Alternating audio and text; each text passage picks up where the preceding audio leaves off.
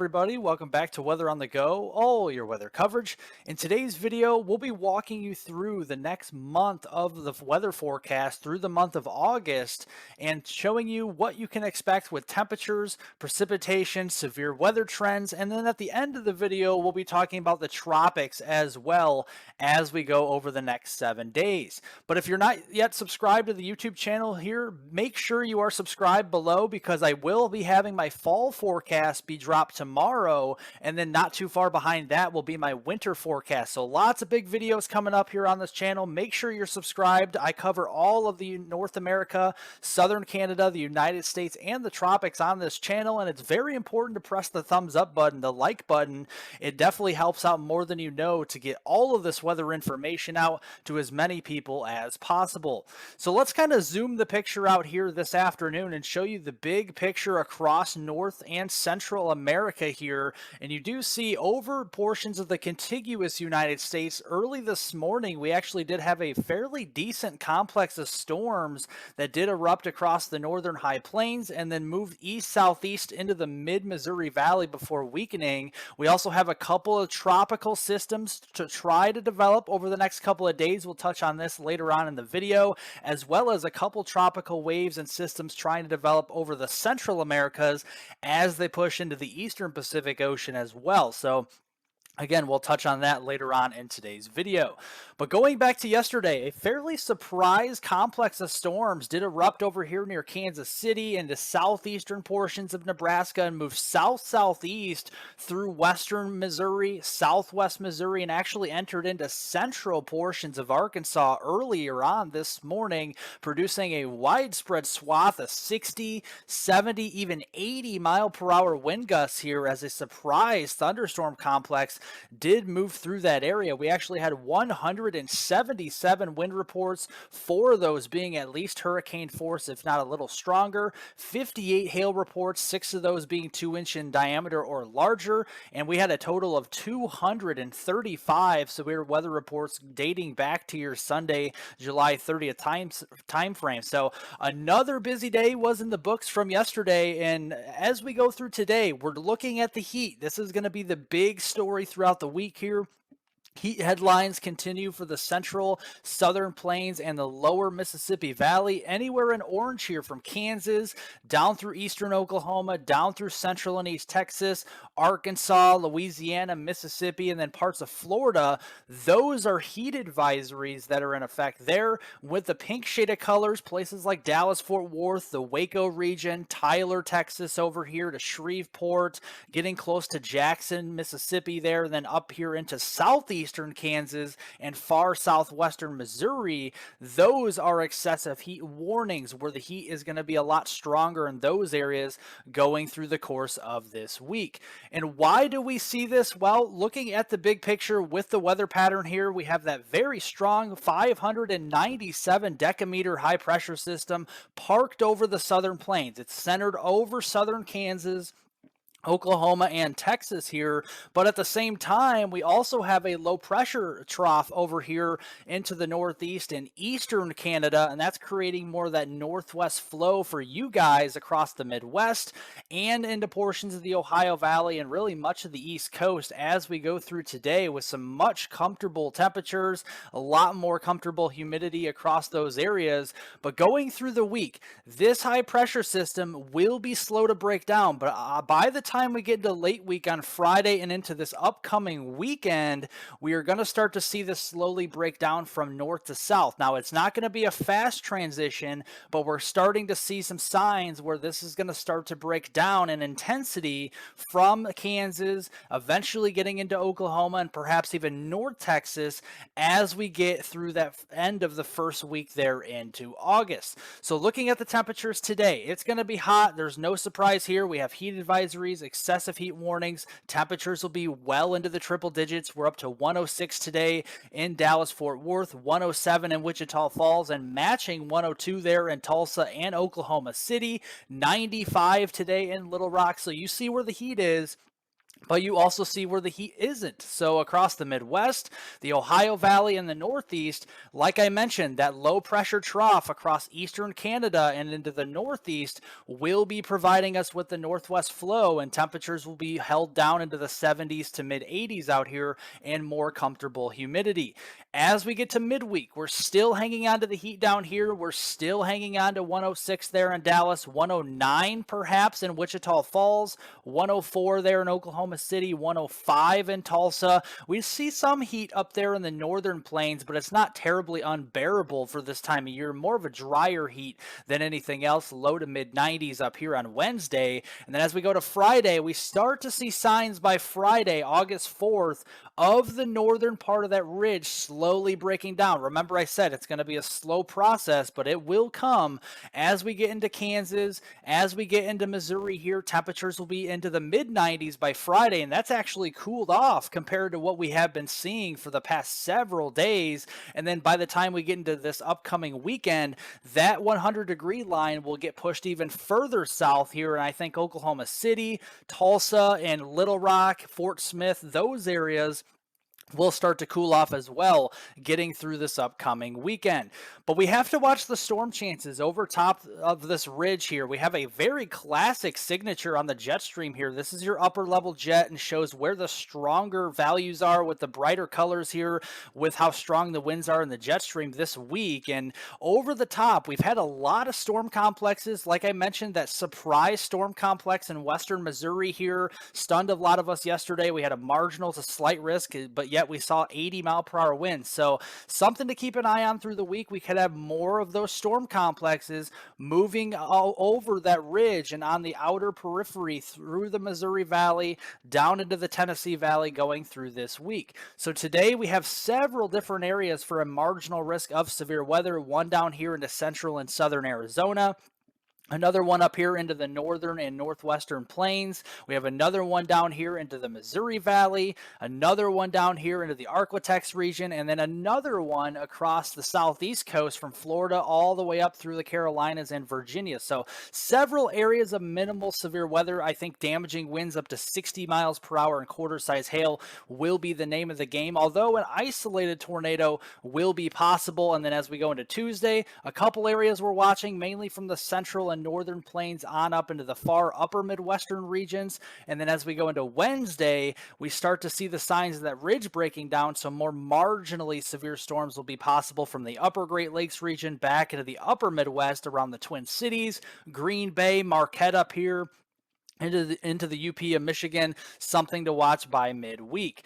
But looking at the rainfall totals through the week, this goes all the way through Saturday morning on August 5th, and you see where those storm complexes will be setting up here. We're going to originate those storm complexes up over the Rockies, and then they'll blow up over the northern plains and then move northwest to southeast across portions of the mid-Missouri Valley, down into the Tennessee Valley, and then into the southeastern United States, getting through this week. But there's a hole in the precipitation here across Texas, Oklahoma, and southeastern Kansas, and that's because of the influence of that ridge. Temperatures will be well into the triple digits, and we're going to see lots of sunshine here, lots of sinking air, and we're not really seeing much rainfall. Also, we're not seeing much rain in Wisconsin or lower Michigan really either. We're kind of on that odd zone where we're too far north for any active weather, and across the west coast through the week, it is also pretty quiet from Washington State down through Oregon and California through the Sacramento Valley, getting through Saturday.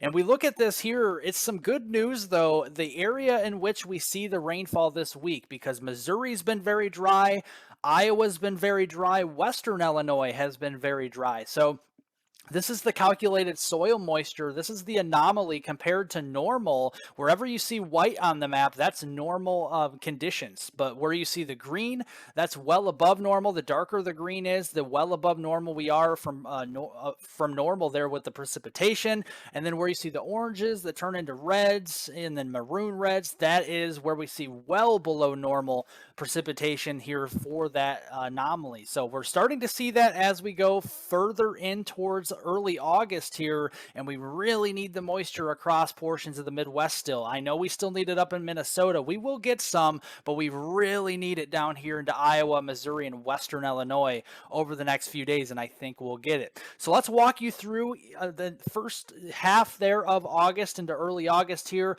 Cooler temperatures overall across the northern United States. Not much to complain about here. Actually pretty below normal for this time of year. Temperatures will be in the 70s and low 80s across these areas for many days.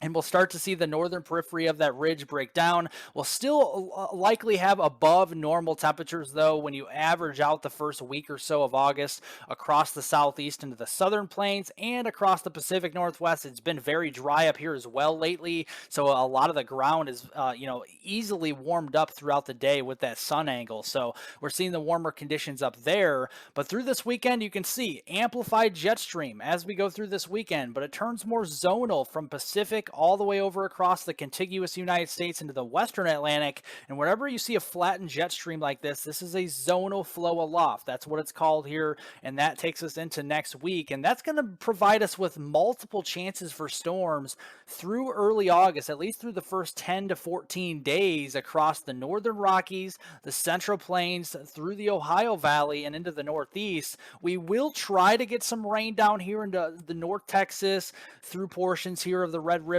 eastward through Dixie Alley at times.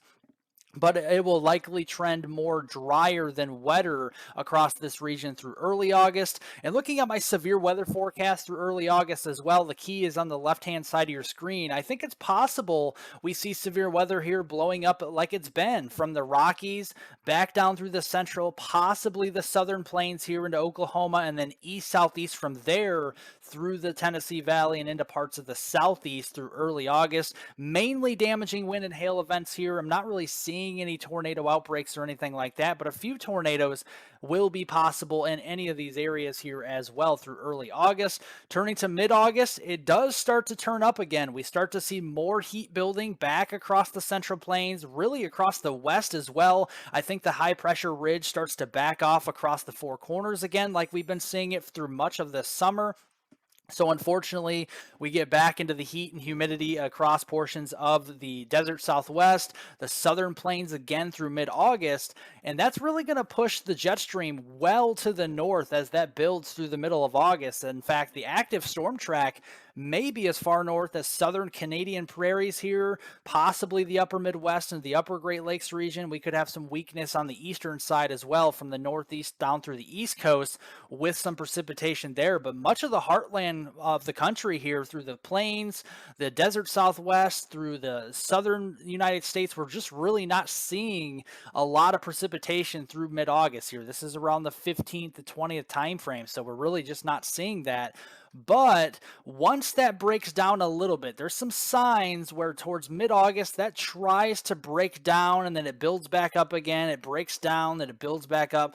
And we might have some times where we have some severe weather. Again, I'm kind of keeping an eye on two locations. One location here across the northern Rockies, but then another area of concern with mesoscale convective systems, and even possibly derechos like we've seen this summer many times from portions of the Midwest down into the Ohio Valley, especially in these orange shaded colors. So that will be something to watch through mid-August. And then late August, I think the heat just turns up even further, and most of North America and really the United States as a whole will be well above normal with our temperatures. Another big heat wave probably on the way for late August, and that's going to really push our storm track up into southern Canada or the upper Great Lakes region during late August, and much of the United States is kind of signaling more below normal as we get toward late August. So that will be something to keep an eye on. But again, what goes up must come down, and this has to break up eventually and break down. So once this does occur, I think we'll have more severe weather events further north than we've seen at this time of, this summer, or where we have more severe weather in the eastern Dakotas, Minnesota, Wisconsin, the upper Great Lakes region, more likely up here. Again, damaging winds and hail will probably be the main mode of severe weather, but a few tornadoes, of course, will be possible. And then we're watching the southeast here as well. Alabama, Georgia, the Carolinas, Carolinas, up toward Virginia, and even Florida.